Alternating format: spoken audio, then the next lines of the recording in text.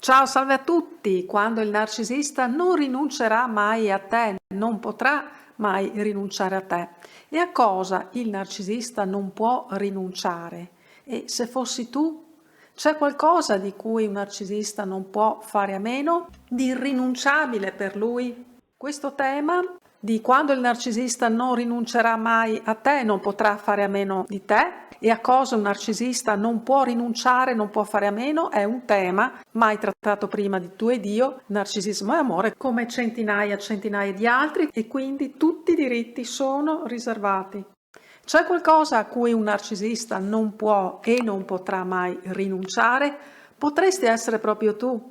A cosa non può rinunciare un narcisista e non rinuncerà mai? Al tuo amore?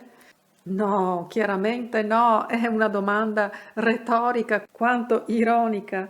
Il tuo amore, del resto, il narcisista lo può barattare in qualsiasi momento, anche durante il suo bombardamento d'amore nei tuoi confronti, durante il suo love bombing.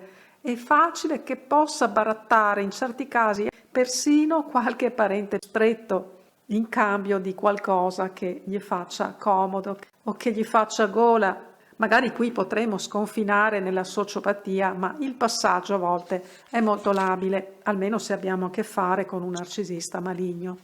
Le priorità delle cose importanti per un narcisista difficilmente riguardano la sfera affettiva, anche se ci sono delle eccezioni e vediamo tra un po' quali. Intanto ti posso dire che le questioni materiali e quelle attinenti all'immagine vanno di norma in primo piano per un narcisista.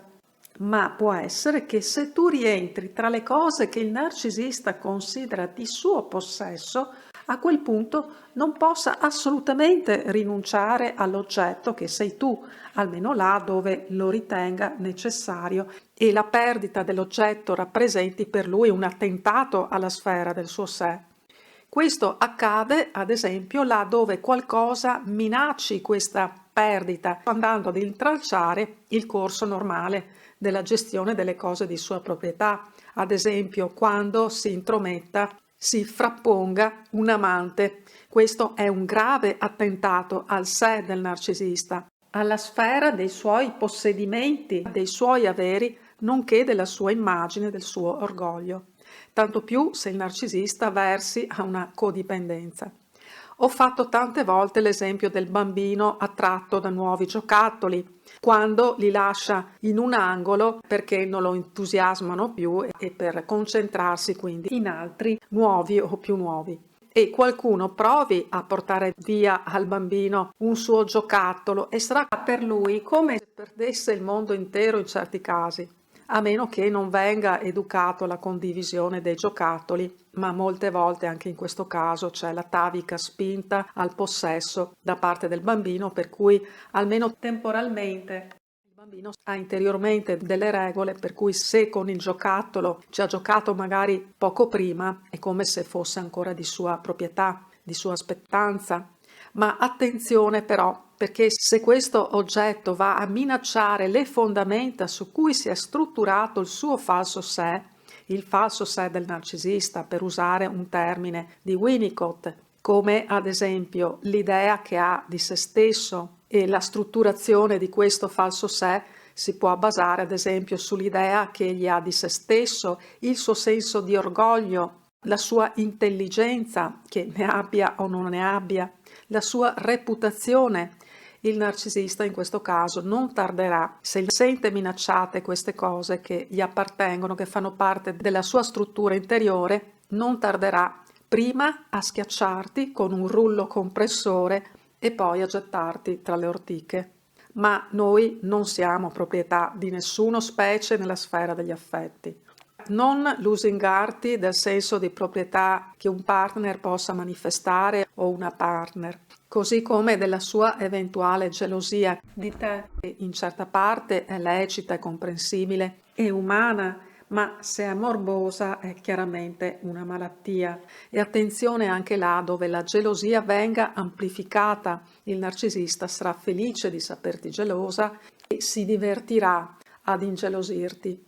almeno nel momento in cui tu ormai sei considerata cosa sua e ormai insomma ti ha conquistato.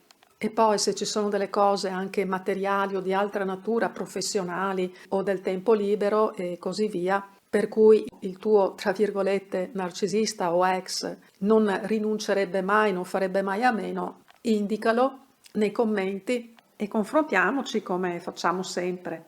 E grazie sempre della tua straordinaria presenza e non finirò di considerarla tale perché il canale si alimenta anche della partecipazione di tutti, anche degli spunti che tante volte mi date proprio voi per fare dei video.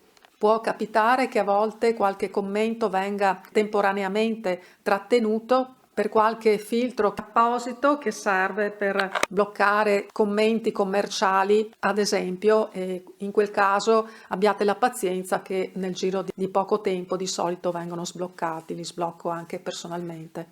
Ma la nostra missione comune continua e quindi avanti tutta, forza tutta. A presto, un abbraccio forte. Ciao, ciao, ciao.